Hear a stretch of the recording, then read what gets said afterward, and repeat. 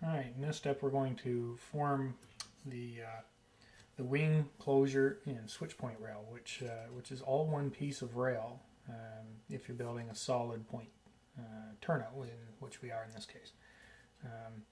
So the process will be to file a point on the end of a length of rail, shape it so it approximately fits this curvature, mark the location for a bend in the rail. We're going to bend the rail, cut it to length, and file the end off. So to start with, let's cut ourselves a length of rail, and I like to cut, a generous piece, maybe an inch or so longer on each end, because this rail spans from the frog point to the back of the switch point. So we'll do a piece about that big there. That should be enough. Nip it off. And I'm going to use a point form tool and file a switch point on the end of this rail. We have a separate video actually with a lot of detail on using the point form tool. I'd suggest you watch that if you're going to use the point form for doing your switch and frog points. Okay, there's our switch point. Nice long sharp switch point ready to install in place. Now there's a bit of geometry that's important when you're doing the curved point rail. Very similar to the stock rail, a switch point has a straight section where it meets up with the stock rail. Then there's a curve, and then it straightens out again as it goes through the frog. You need to preform that to closely match the groove. So the straight section ends about the location of the first tie. And I just do a little bend by hand for the curve section. So you can see where it's got a pretty gentle curve in it, and then it goes straight near the end. I just compare that with the fixture. And that's a pretty good fit there. It's important that it matches very closely. I'll just set it beside the groove here and see if we can. Because when you take the turnout out of the fixture, there's nothing to hold the rail between the pivot point and the switch point. So this can actually flex in or out. So you want to make sure you pre-bend that to get as close as possible to match the groove in the fixture.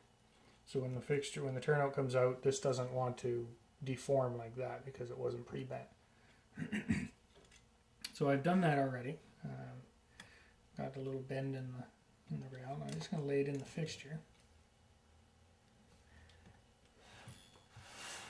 and line it up with the back of our switch point down here. So I've got the end of that rail is just past the back of the throw bar tie, right in there. You can see right about there. I like to have it hang over the back if possible. This as long as it's completely on or slightly past the back. That's the ideal location for it. And with that in place, I'm going to mark the location of where I want to bend this wing rail. Okay, every fixture we produce will have a little mark. It's kind of hard to see in the video, but it's pretty visible on the fixture itself. There's a little line.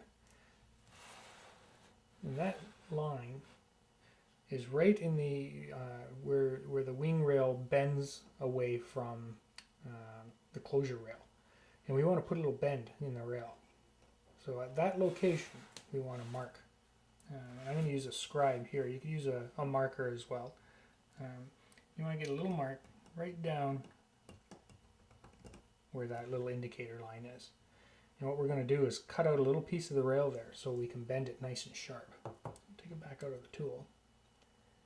And at that location, I like to use my rail nippers for this. I just go in on a bit of an angle and give it a cut.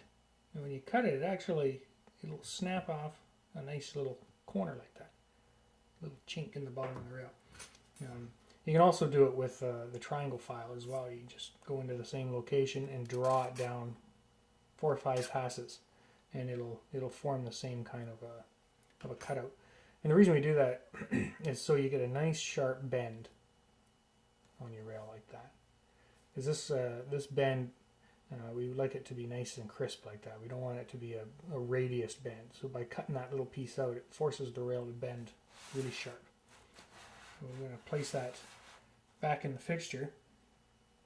Do a little check here and see how close of a bend we got there. Now I'm putting this rail back in. I'm lining it up in the same location, the back of the throw bar tie, just to make sure we got it in the proper location there.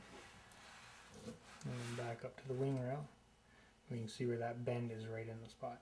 And that could go a little. That could be bent a little bit more. You can see it's not quite perfect. So I'm just gonna, even right in the fixture, just bend it over a little. There we go. That matches pretty nice.